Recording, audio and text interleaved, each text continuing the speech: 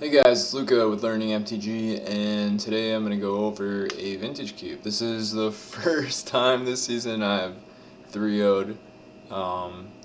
Probably like my sixth try, so not that great, but hey, finally got that 3-0. So I'll talk about my deck. Basically, I built a blue-white control deck. My first pick was Fractured Identity. I really love this card. I think it's possibly one of like the top 10 cards in the cube, even though you might not think of it that way. You might think like power is better, but my god, when you cast this card, you're just so far ahead. From there, luckily like blue and white were pretty open. What should I talk about? I pick like Day of Judgment and Wrath of God really highly because I think like you win so many games in Vintage Cube by playing a Wrath.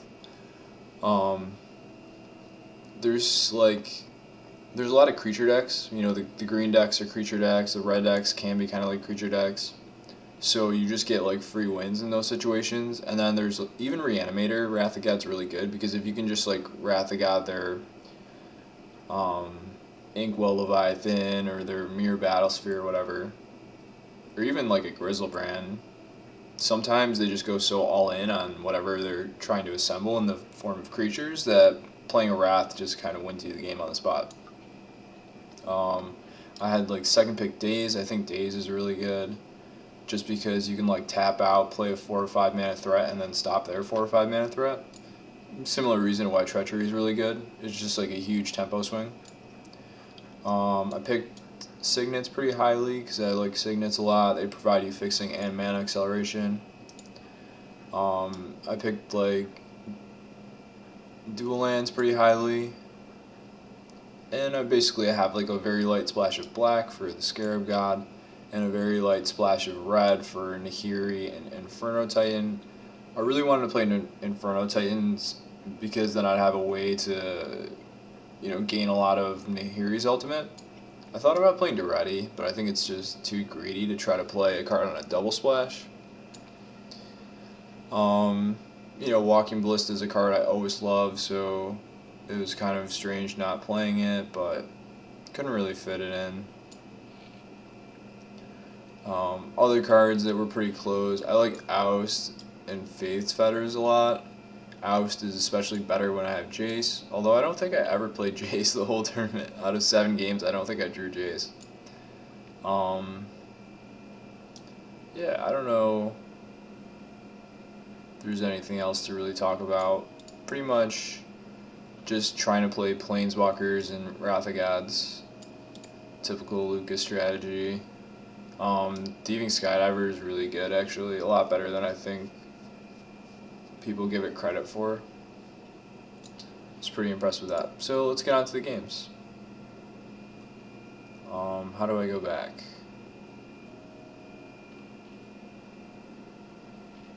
Not sure. Okay, league details. Okay, so this is round 1.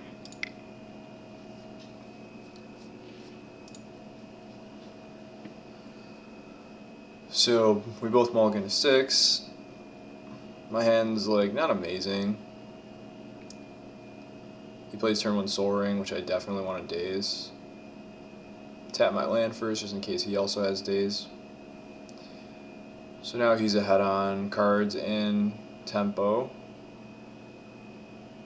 But I'm really just hoping that he overextends into Wrath of God here. That's pretty much how I'm gonna. So when he plays Metalworker, I'm actually like pretty cool with that.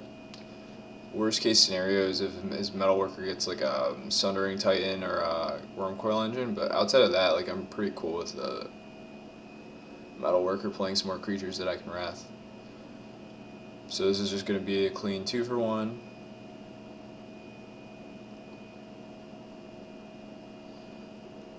And now I feel pretty good because I got Treachery, Phantasmal Image. It's pretty unlikely. Oh, okay, so Tinker makes you a little bit worried. It's Battlesphere, Charted Course, Solarian Academy, Narset. Narset grabs him at the top, so he's kind of doing stuff.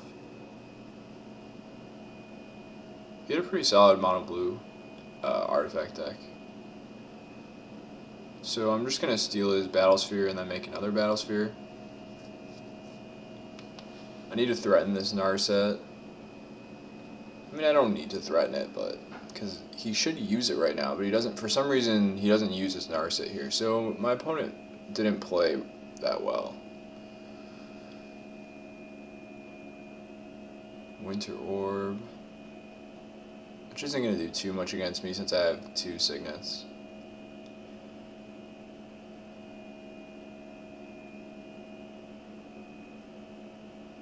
And Hagerpack is just like the worst card for him to play when I have a Thieving Skydiver. Unfortunately, I can't play it this turn because if I tap for 3 mana, my blue mana will be tapped. But I'm just going to all in, try to kill this Narset. He could trade 2 mirrors for a Battlesphere. I don't know why he didn't choose to do that. Another weird play. Plays top. Looks for his top, doesn't find anything. So here I feel like pretty confident because I'm going to steal his hanger back and he's going to be in all sorts of trouble.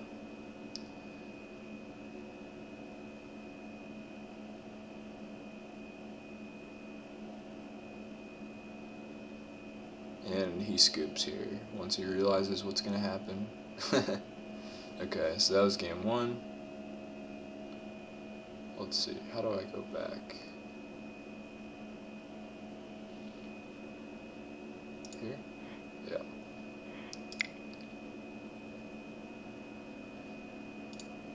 Game 2 is honestly very similar.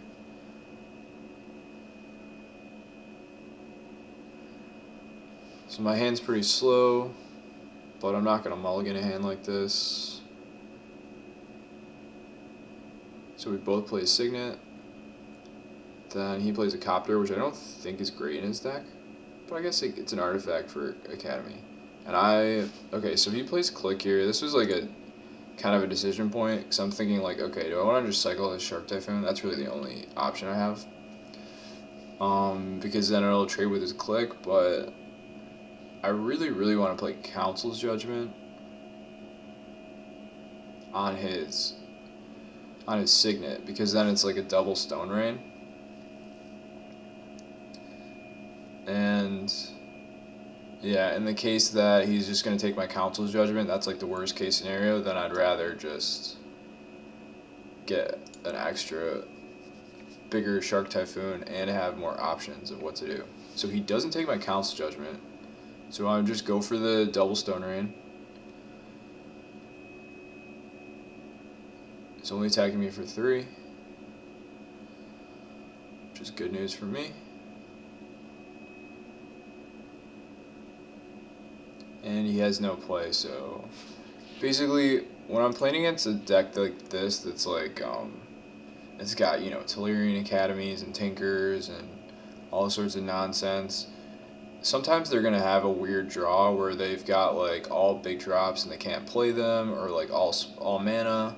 So when I see my opponent, you know, stumble like this where they're not doing anything with their mana, I'm not going to assume they have a counterspell. I think it's much more likely that they just have an awkward draw. So I'm not like playing it around counterspells, really.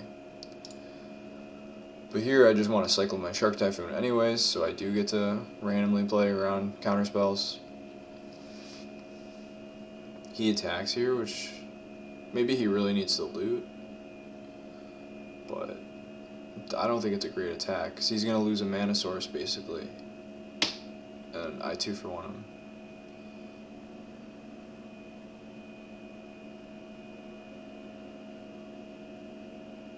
So he's also in a very awkward position because he clicked away my Wrath of God, and I drew Day of Judgment, so he's not going to be playing around the Day of Judgment. He's going to play right into it.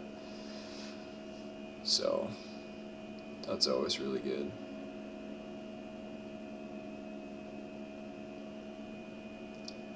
Plays Narset and nothing else. Doesn't use the Narset, which is very strange. And I just play Karn and plus it.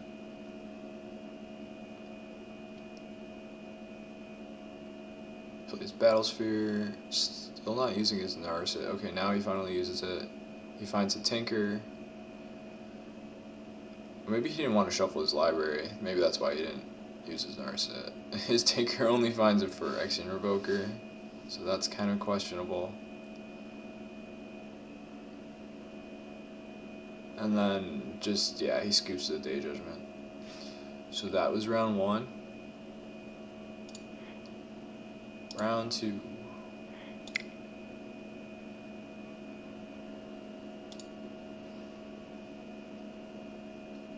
So this hand's kind of slow, but I'm on the play. I like it. I got all my colors. And I can potentially play Phantasmal Image on turn 2. I really like Phantasmal Image in the cube. So many times people are cheating huge stuff into play. So here, okay, so here I would almost always play Karn on turn 2. You know, it's just like Orzhov Signet Karn. But my opponent tanked for like 30 seconds when I played my Orzhov Signet, so it's like, okay, you have days. Like, really obvious days. Unless it's like a Force of Will, but why would you Force of Will this? So, I think there's like a 90% chance he has a daze based on how long he thought about that. So, if he's got daze, I don't want to jam this into daze. I'd rather just play Coalition Relic. He plays Ashiok, plus his Ashiok hits both my Titans. And then, but I'm just going to Fractured Identity here.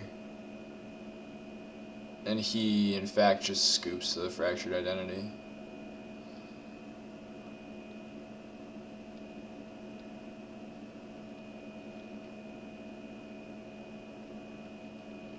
Okay.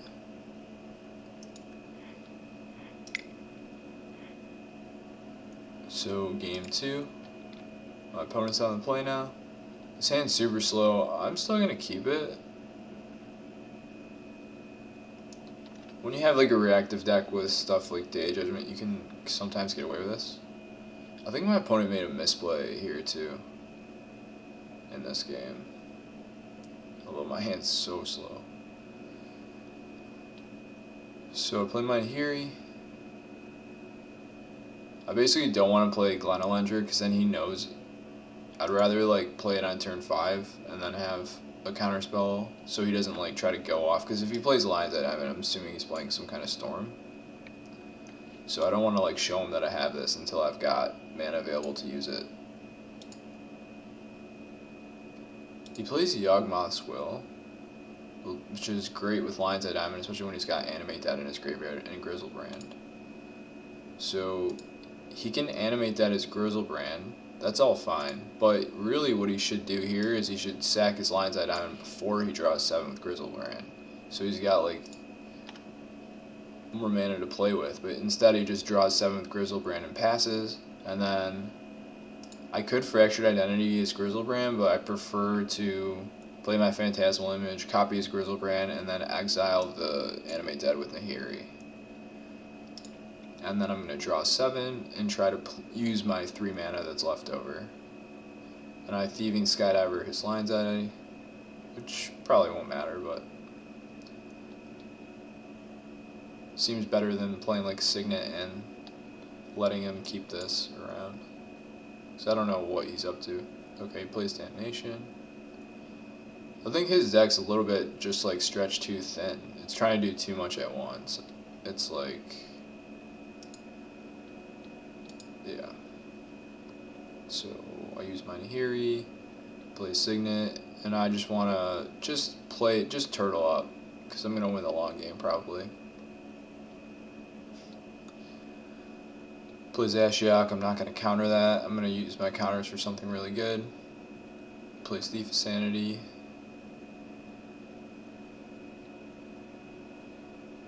And now I can just kind of lock this game up with Scarab God. So the cool thing is, now that I've got this Lines at Diamond, it's really good with the Scarab God. So if he tries to go for like a reanimation spell, I can, if I need to, I can grab his guy in response with the Scarab God. And with double counters with Glenelendra, I should be good to win the game here. And I think he goes for Frost Titan, and then he just scoops, because he knows he's real screwed. I'm just gonna start reanimating, probably get like Grizzlebrand or Ashen Rider first, and just start going to town. I can even maybe triple Scarab God. 1, 2, 3, 4, 5, 6, 7, 8.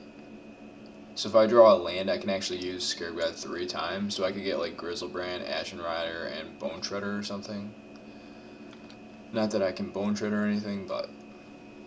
So he scoops there. Okay, last game. And this was the hardest one, even though his deck was kind of janky. You'll find that in Vintage Cube, some decks are just like, they need everything to go right to win the game. So I'll mulligan. He mulligans to 5 though, so it's really good for me.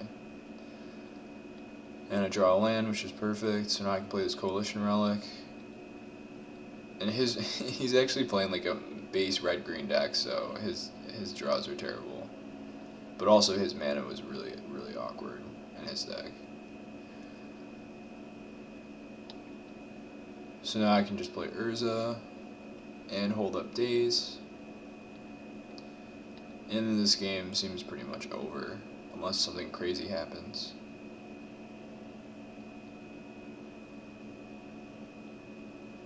And he plays a 4-mana artifact, which I have a Thieving Skydiver, so I'm totally cool with that. I'm just going to take that. Thank you very much. And now the game's clearly way over, especially as I have like Daze Treachery.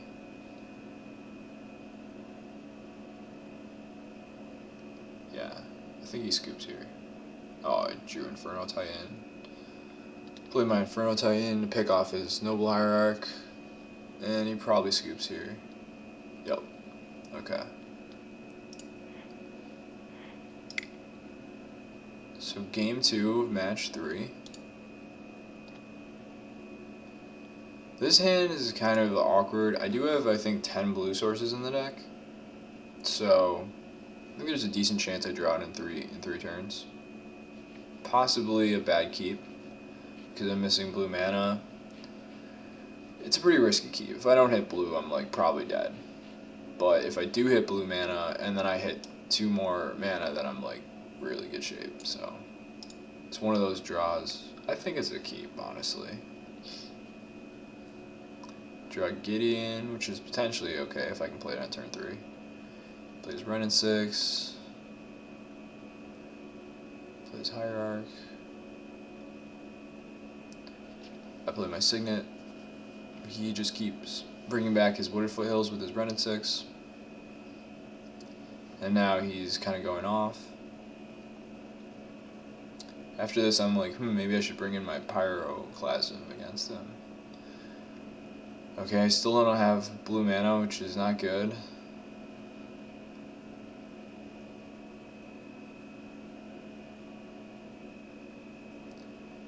Plays Time Warp. He's gonna eventually start retracing his Time Warp, and that's pretty much how I lose this game. Really, death to, maybe I would have lost anyways, even if I had blue mana. It's tough to say. I mean, if this mountain was an island, I would have won this game, I think, because of this draw step here. I draw a Fractured Identity, so like if I'm able to cast Fractured Identity here, I would just take his Ren in 6, ping his Grook, and GG. But I don't have blue mana, even with 10 blue sources. And now he's just going to keep retracing his Time Warp and do some messed up stuff.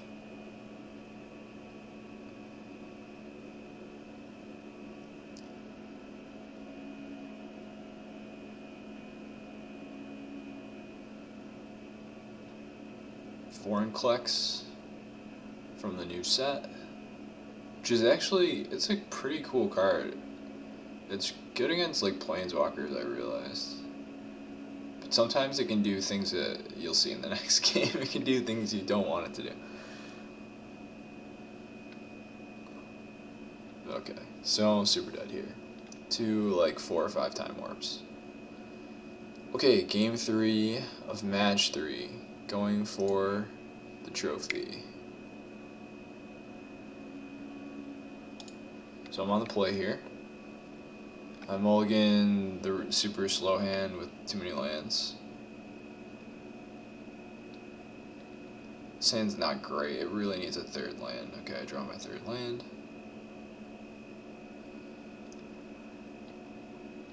Oh wait, is this the game one we already did? Whoops. My bad. Let me try to get the right game. Okay. So I love this hand against his deck, because I can just Wrath of God, get some value. He plays turn 1 Hexdringer, Mox Emerald, which I'm totally cool with since I have a Wrath of God. He attacks, plays Courser. I'm not going to mess around, I'm just going to Wrath right here. No need to get greedy. He's got no play, so I'm just going to Turtle up. Play my Glenalendra. I know he's got Vorinclex because he revealed it with Courser, so I'm just saving this Fractured Identity for his Vorinclex. The Huntmaster is pretty good against my Glenalendra. If he can flip it, he can kill the Glenalendra.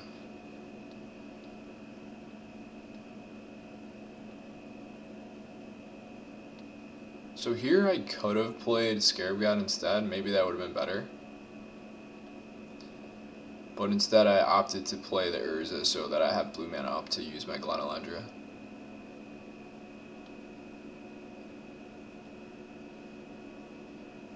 So he plays Devoted Druid, which is a Nombo with Vorinclex. Or maybe it's a combo if your opponent has Fractured Identity. Because basically what ends up happening is if he untaps his Devoted Druid, he puts two -1/-1 counters on it, so it dies because of Vorinclex. But if I Fractured Identity his Vorinclex and I have my own Vorinclex, then his Devoted Druid can make infinite mana. Which I didn't realize until I actually did it, so that was super funny.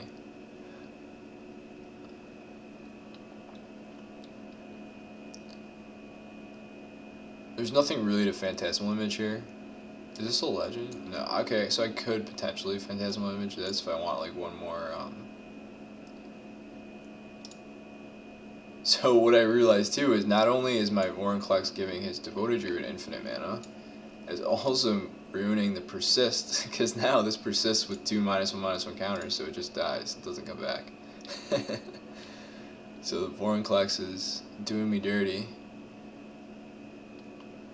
But now he's down to 5 because I've attacked for 12 with a Vorinclex. He Nature's Claims. I'm not sure about that. If I were him, I would have played the Nature's Claim on his turn, because then if he plays an extra spell, he can flip his Ravager again. Okay, so he makes a lot of mana. I'm like, oh boy, please don't Fireball me. Okay, he plays Nissa, but Nissa comes into play with 2 counters. And then when you +1 Nissa, you don't get a counter.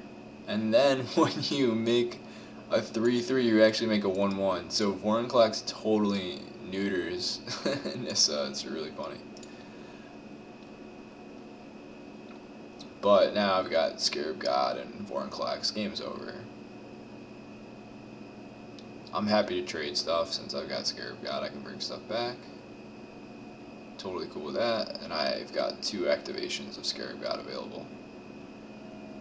And I don't even do anything, because just in case he plays something crazy, I can bring back Glenalendra. And he scoops. So that was my first 3-0 of the new Vintage season, Vintage Cube season. Hope you guys enjoyed this video, and hope to see you guys in a new video.